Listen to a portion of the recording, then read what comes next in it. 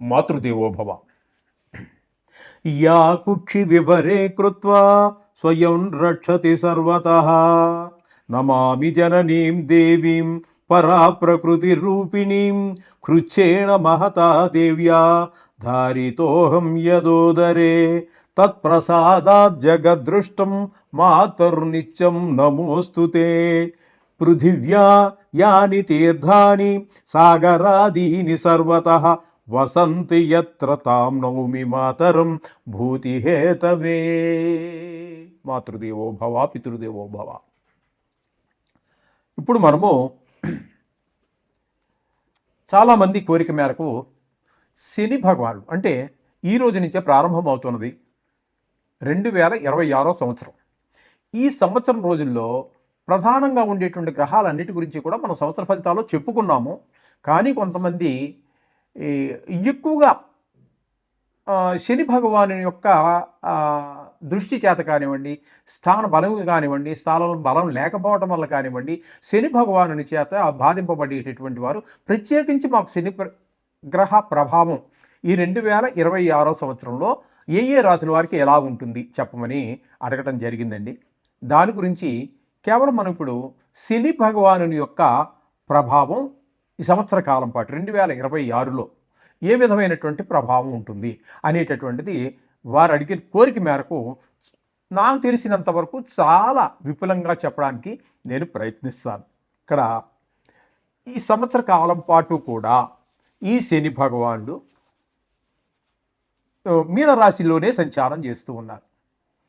అయితే ఈ శని భగవానుడు సామాన్యంగానే ఈ గోచార రీత్యా 3 జాగాల్లో 3 రాసులలో శుభ ఫలితాలు ఇస్తూ ఉంటారు. మిగతా అంతా కూడా అంటే 3 పోతే ఇక 9, 4 చూసి చూడనట్టుగా పోతూ ఉంటారు. 5 రాసుల్లో మాత్రం కొంచెం విపరీతంగా బాధిస్తారు. ఎట్లా అంటే 5 రాసులు ఏమంటే 7.5 అదే 7 నాటి శని 3 రాసులు, జన్మరాశికి వెనక రాశి, జన్మరాశికి ముందు రాశి, ఇట్లా 3 రాశులు అయిపోయినాయి అక్కడికి. ఇక అర్ధాష్టమ అంటే 4వ స్థానంలో శని భగవానుడు సంచరించేటటువంటి కాలంలో అష్టమ అంటే 8, అర్ధాష్టమ అంటే 4. అందుచేత అర్ధాష్టమ శని ఉన్న వాళ్ళు కూడా చాలా ఇబ్బంది పెడుతూ ఉంటారు ఆయన. అలాగే అష్టమ శని, అష్టమ స్థానం అంటే ఆయుస్థానం, ఆయు కారకుడు కూడా ఈయనే. కాబట్టి అష్టమ శని అనేటటువంటిది కూడా చాలా ప్రమాదకరమైనటువంటిది, కొంచెం ఎక్కువ ఇబ్బందులు గురి చేసేటటువంటిది. కాబట్టి ఈ 5 రాసుల్లో చాలా ఎక్కువగా ఇబ్బంది పెడుతూ ఉంటారు. మిగతా 4 చూసి చూడనట్టుగా అట్లా వెళ్ళిపోతూ ఉంటుంది. మామూలుగా 3 మాత్రమే ఆయన యోగిస్తారు. అయితే ముఖ్యంగా చెప్పుకోవాల్సింది ఏంటంటే చాలామంది చెప్తున్నారు, మరి ఎంతవరకు నిజమో తెలియదు కానీ వీటికి దృష్టులు యొక్క పని లేదు. కొన్ని విశేష దృష్టిలు శని భగవానుడికి ఉన్నాయి. 3 గ్రహాలకు విశేష దృష్టి ఉన్నాయి, అందులో శని భగవానుడు ఒకడు. అయితే ఈ విశేష దృష్టిలో దీనికి సంబంధం లేదు. అలాగే యోగములు కొంతమంది చెబుతున్నారు, అది ఎంతవరకు తెలియదు కానీ నా పరిజ్ఞానం సేకరించిన మార్కు గోచారంలో యోగములు ఏర్పడవు. ఏ గ్రహంతో అయినా యుతి ఏర్పడుగాక. కానీ అక్కడ వ్యక్తి అంటే మానవులకు చెప్పేటటువంటిది మరి ఏంటి దేశానికి సంబంధించి వాటి గురించి చెప్పేటటువంటి విషయాన్ని పక్కన పెట్టండి. మనం మానవులు చెప్పుకునేటటువంటి జ్యోతిష్యంలో మాత్రం యోగములు ఏర్పడవు. ఇది ఒకటి మీరు గమనించుకోండి. అంటే నా ఛానల్ అభిమానించే వారి కోసం నేను చెప్తున్నాను, దీన్ని ఏదో కాంట్రవర్సీ చేయడానికి కాదు. ఓకే, ఈ విధంగా ఉంటుందండి. ఏ గ్రహం యొక్క గోచారంలో ఫలితాలు ఇదే విధంగా ఉంటూ ఉంటాయి. అయితే వీటి నుంచి మనం తప్పించుకునే మార్గమే లేదా అంటే ఉన్నాయండి, చాలా మార్గాలు ఉన్నాయి. ఇక్కడ ఈ శని త్రయోదశి అనేటటువంటిది మనకి త్రయోదశి రోజున శనివారం రోజున త్రయోదశి కనుక ఏర్పడినట్టయితే దాన్ని శని త్రయోదశి అంటారు.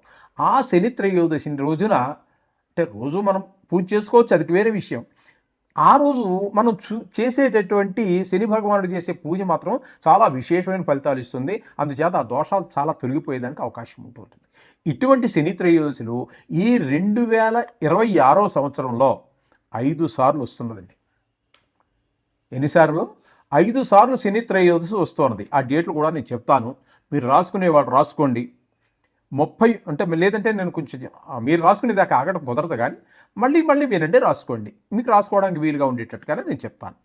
31వ తారీఖు జాన్యువరి నెల 2026 ఈ నెలే ఇప్పుడు జరుగుతున్నది. ఈరోజే 1వ తారీఖు కాబట్టి ఈ నెలలోనే 26వ తారీఖున ఒక శని త్రయోదశి వస్తున్నది. అలాగే 13వ తారీఖు జూన్ నెల 2026 సంవత్సరంలోనే మరి రెండోసారి వస్తున్నది. ఇక మూడోసారి ఎప్పుడు అంటే 27వ తారీఖు 6వ నెల. 6వ నెలలో 2 వస్తున్నాయి. ఇక్కడ చూసారా, 13వ తారీఖు ఒకటి వస్తున్నది, 27వ తారీఖున ఒకటి వస్తుంది, 2026. ఇది గుర్తుపెట్టుకోండి. అట్లాగే 4వసారి 24వ తారీఖు 10వ నెల 2026 ఆ రోజున కూడా శని త్రయోదశి వస్తుంది.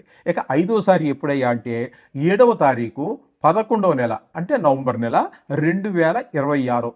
ఈ 5 రోజుల్లో ఈ 5 సార్లు వస్తుంది శని త్రయోదశి అనేది. ఆ 5 సార్లలో మీరు ఈ శని భగవాన్ యొక్క దుష్ప్రభావం వల్ల బాధితులు అయితే ఎవరైతే ఉన్నారో, ఇప్పుడు మనం చెప్పుకున్నాం కదా, జన్మంలో శని ఉన్నవారు, అది అది కూడా ఏళ్ళ శనిలోకే వస్తుంది. ఒకవేళ జాతకంలో కూడా ఉందనుకోండి, దాన్ని బాలారిష్టం అంటాం. ఏ పని ముందుకు వెళ్ళనటువంటి పరిస్థితులు ఉంటాయి. ఆ విధంగా జన్మంలో శని ఉన్నప్పటికీ కూడా ఈ ఏళ్ళనాడు శనే కాకుండా జాతకరీత్యా కూడా జన్మల్లో శని ఉన్నటువంటి వారు, అలాగే ఇక్కడ మన గోచారంలో శని ఉన్నటువంటి వారు 5 రాసుల్లో ఈ అర్ధాష్టమంలో కానీ ఇట్లా ఈ 5 రాసులు మనం చెప్పుకున్నాం కదా, వీటిలో ఏ ఒక్కరైనా ఎక్కువగా బాధపడుతున్నట్టయితే వాటిని ఆ రోజున మనం విశేషంగా తైలాభిషేకం చేయించడం కానీ, లేదా నువ్వులు దానం ఇచ్చుకోవటం కానీ, ఇంకా కొన్ని కొంతమంది మీద మిగతా గ్రహాల యొక్క పరిస్థితి బాగలేనప్పుడు ఈ ప్రభావం మరింత ఎక్కువ అవుతూ ఉంటుంది. కాబట్టి అటువంటి వారికి కొన్ని వ్రతాలు చెప్పబడి ఉన్నాయండి. అవి నేను ఇప్పుడు చెప్పబోతూ ఉన్నాను. దీన్ని ఈ శనిదేవుని యొక్క వ్రతం అనుకోండి, పూజా విధానం అనుకోండి, అది చేసే విధానం ఏంటి, దాని ఫలితాలు ఏ విధంగా ఉంటాయనేది మనం ఒకసారి ప్రస్తావిద్దాము. మొట్టమొదటిగా మామూలే గణపతి పూజ, అది ఆదో గణనాయక, అంతే లేకుండా ఏ పూజ ఎప్పుడు ఏది జరగదు. కాబట్టి మొదట్లో గణపతి పూజ చేసుకోండి. తర్వాత మండపారాధన చేసుకోండి. మండపారాధన తెలుసుందే కదా, అంచేత మీకు తెలియకపోయినప్పటికీ పురోహితులు తప్పకుండా చేస్తారు. ఆ మండపారాధన అంతా ఉంటుంది. దానికి వాడేటటువంటి ఒళ్ళు అంటే అన్ని గ్రహాలు చేస్తారనుకోండి, ఈ శని భగవానికి ఉపయోగించే వాటిల్లో నల్లటి నువ్వులు వాడాలి. అలాగే అంటే రంగు వేసినవి కాదండి, ఈ మధ్య రంగు వేసి అమ్ముతున్నారు, తెల్ల నువ్వులు అని చెప్పి కొన్ని ప్రాంతాల్లో పండుతూ ఉంటాయి. ఆ తెల్ల నువ్వులకి రంగు వేసేస్తున్నారు, హెయిర్ డై వేసుకున్నట్టుగా. అటువంటివి కాకుండా అది కొంచెము స్నఫ్ కలర్లో అంటే ముక్కుపొడి రంగులో, చింతగింజ రంగులో ఉంటూ ఉంటాయి. వాటిని మాత్రమే వాడండి. అర్థమైందండి? అంచేత ఆ నువ్వులు దానం ఇచ్చుకోవటం కానీ, పూజలో వాడేటప్పుడు కానీ ఆ నువ్వులనే వాడండి.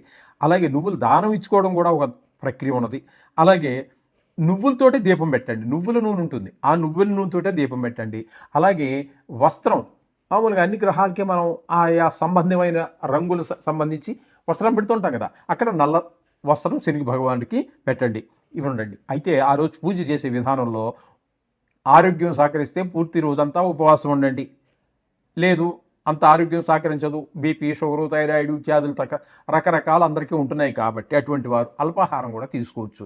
అలాగే ఉపవాసం ఉన్నవాళ్ళు ఉపవాసం ఉండవచ్చు. ఏదైనా ఈ విధంగా మండపారాధన అంతా చేయాలి. చేసిన తర్వాత ఈ దానం ఇచ్చుకోవటం, హోమము, అజపము ఇవన్నీ ఉన్నాయి. ఈ విధంగా ఆ పూజ చేసుకోవటం వల్ల ఈ ప్రభావం వీళ్ళందరికీ కూడా ఇప్పుడు మనం చెప్పుకున్నటువంటి 4, 8, 7.5 అంటే 7 నాటి శని ప్రభావ దోషాలన్నీ కూడా పూర్తిగా తగ్గుతాయి.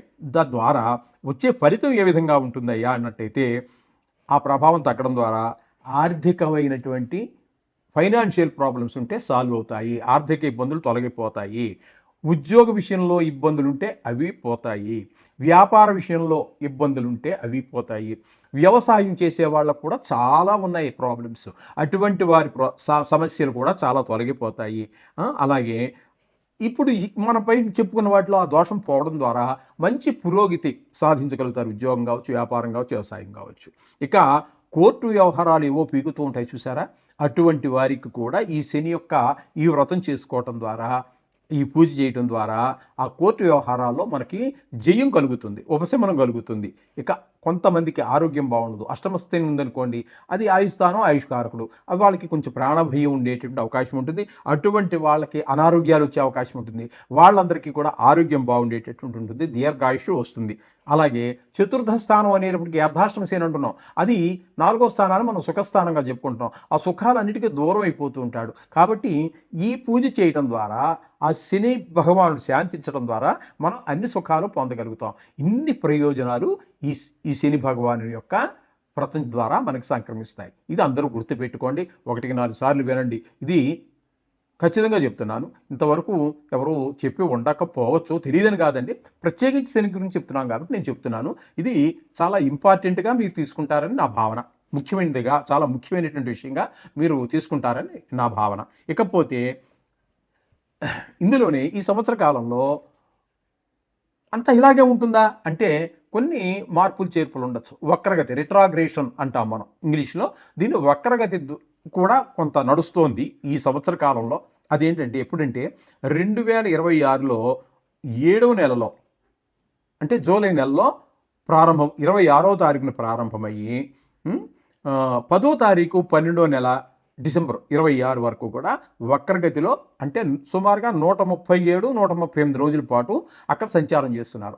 అయితే ఈయన ఇక్కడి నుంచి మళ్ళీ వెనక్కి వెళ్ళే ప్రసక్తి లేదు. ఆయన అక్కడే ఉంటారు, శని భగవానుడు అదే మీనంలో ఉంటారు, కానీ ఫలితాన్ని మాత్రం వెనక స్థాన ఫలితాన్ని ఇస్తారు.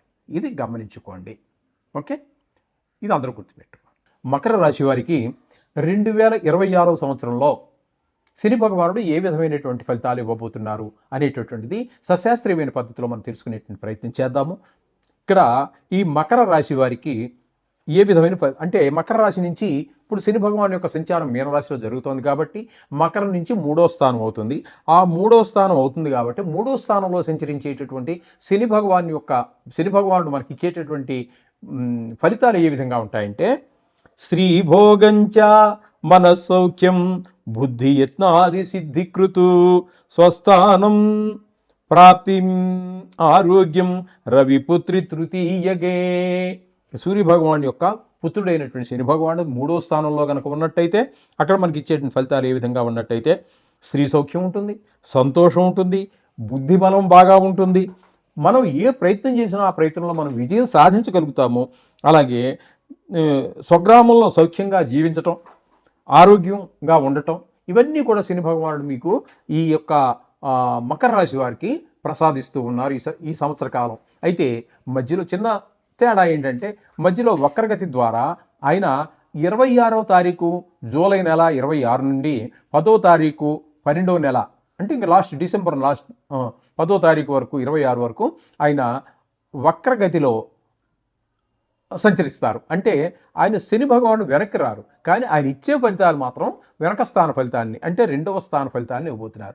2వ స్థానంలో కూడా శని భగవానుడు శుభ ఫలితములను ఇవ్వజాలరు.